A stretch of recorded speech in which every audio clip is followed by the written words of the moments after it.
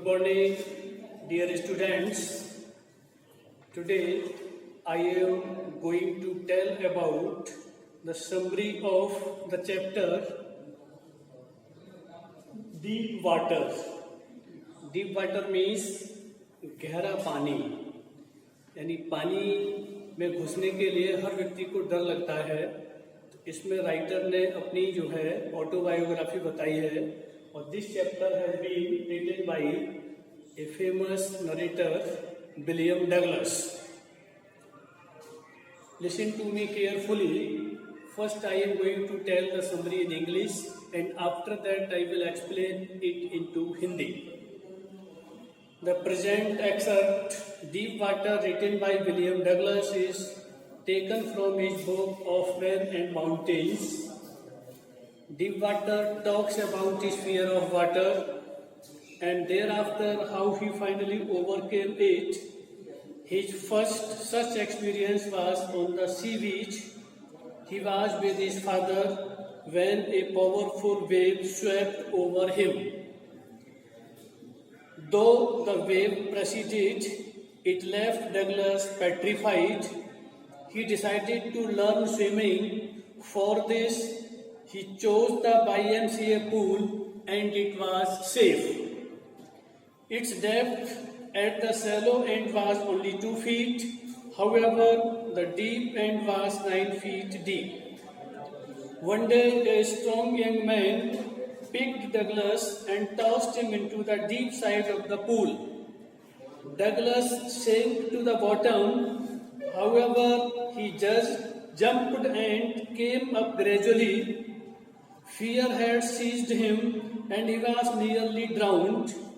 His efforts to save himself went in vain. No one came to his rescue. He tried to breathe out, but swallowed water. Though death was at his doorstep, he experienced complete freedom from the fear of death. He lay in complete peace. There was no sensation of fear of death, but someone finally saved him. This horrific experience, however, shook Douglas badly. Its memories haunted him so much that he felt sick. The sight of water rattled him so much that he could not even go canoeing or fishing. Finally, he made up his mind to overcome his fear. He found an instructor who trained him as a swimmer bit by bit. He was able to overcome his fear completely and swim for miles. The experience of fear and death and its conquest made him live intensely. Conquering fear made him realize the true value of life and helped him enjoy every moment of his living. He finally learned to live life to the fullest. Now I am going to tell the Hindi of summary. यह अवतरण जिसको बोलते हैं deep water, William Douglas की जो एक प्रसिद्ध book है ऑफ मैन एंड माउंटेन्स, उससे लिया गया है। डीप वाटर में उनका जो पानी के प्रति भय था, डर था विलियम डगलस का, उसके बारे में कहा गया है। और ये भी बताया गया है कि बाद में उन्होंने इस अपने पानी पर जो उन्हें डर लगता था उस पर विजय कैसे प्राप्त की। पहला उनका जो अनुभव था उनके समुद्र पर जाने का था, वो अपने पिताजी के साथ थे पहली बार। जैसे ही वो वहां पर पहुंचते हैं समुद्र पर, तो एक बहुत बड़ी लहर उनको आकर के टकराती है और उनको बहा ले जाती है। Though the wave receded, it left Douglas petrified. यद्यपि लहर तो वहां से गुजर जाती है, लेकिन वो लहर उनको इतना डरा देती है कि वो अब आगे उनकी हिम्मत नहीं होती है अकेले तैरने के लिए या समुद्र में घुसने के लिए। बाद में फिर भी वो ये डिसाइड करते हैं, निश्चय करते हैं कि उन्हें कुछ भी हो जाए, तैरना तो सीखना ही है, चाहे डर उनको कितना भी लगे। और इसके लिए उन्होंने एक स्थान चुना जिसका नाम था YMCA पूल। उनका ऐसा मानना था कि उस YMCA पूल में कोई बहुत बड़ी लहरें नहीं उठती हैं, उसकी गहराई भी ज्यादा नहीं है और वो तैरना सीखने के लिए एक सुरक्षित स्थान है, ऐसा उनका मानना था।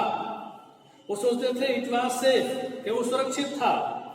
उसकी गहराई भी, जो उथले स्थान थे वहां पर केवल 2 फीट थी और जहां ज्यादा गहराई थी वहां भी पानी की गहराई उसमें लगभग 9 फीट थी।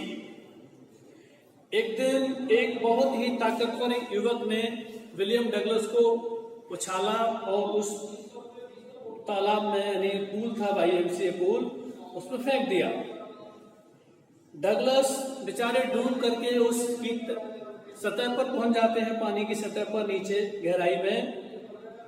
तो भी वो कोशिश करते हैं कूदने के लिए और धीरे धीरे जो है वो बाहर आते हैं। काफी प्रयास करने के बाद में जब वो बाहर आते हैं तो फियर हैड सीज्ड हिम, भय जो था पानी के प्रति, पानी में घुसने का, उस भय ने उनको जकड़ लिया था। इतने डरे हुए थे, वो सोच रहे थे कि लगभग वो अब तो डूबने वाले ही हैं। उन्होंने अपने को बचाने का काफी प्रयास किया, लेकिन उनका प्रयास व्यर्थ रहा, उसका कोई लाभ नहीं मिला।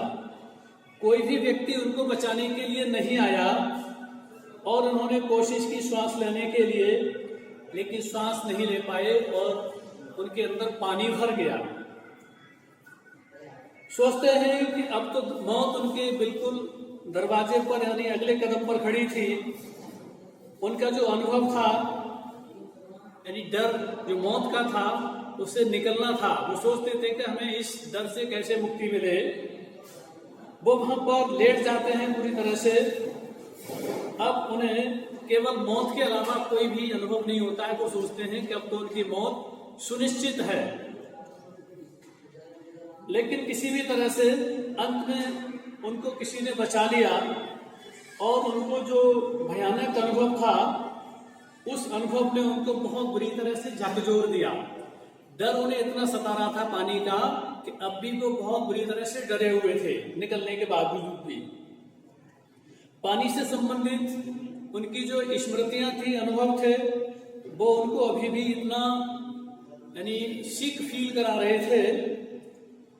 The sight of water rattled him so much, पानी के दृश्य ने उनको इतना सता दिया था, इतना डरा दिया था कि वो अब अकेले मछली पकड़ने के लिए या नाव चलाने के लिए नहीं जाना चाहते थे। अंत में उन्होंने इस पानी पर विजय प्राप्त करने की कोशिश की और निश्चय भी किया। उन्होंने एक इंस्ट्रक्टर, जो तैराकी सिखाने वाला व्यक्ति था, उसको लिया, जो उनको धीरे धीरे उसने तैरना सिखाया। जो इंस्ट्रक्टर होता है वो किसी भी काम को जब सिखाएगा ना, तो आसानी से कोई भी सीख सकता है। इस तरह से उनका जो है पूरी तरह से, और पानी में जो भय था उनका, वो दूर हो गया और अब वो अकेले मीलों दूर चले जाते थे तैरते हुए। इस तरह से जो उनका ये अनुभव था और जो मौत से उन्हें डर लगता था, अब उन्होंने पूरी तरह से उस पर विजय प्राप्त कर ली। अब मौत पर विजय प्राप्त करना, जो डर लगता था उस पर विजय प्राप्त करने ने अब उनको सच्चे जीवन को जीना सिखाने की कला सिखा दी और वो जीवन के हर क्षण का आनंद लेने लगे। अंत में वो अपने संपूर्ण जीवन को कैसे जीना चाहिए, निर्भीक रहना चाहिए, डरना नहीं चाहिए, ये सारी बातें सीख ली। इस तरह से हम देखते हैं कि पानी में यदि किसी को तैरना सीखना है तो ये बट नेचुरल होता है कि हर किसी को स्टार्टिंग में डर लगता है कि कहीं मैं डूब नहीं जाऊं, और अकेला यदि कोई इसमें प्रवेश करता भी है तो सोचता है कि कौन उसको बचाएगा। Thanks a lot.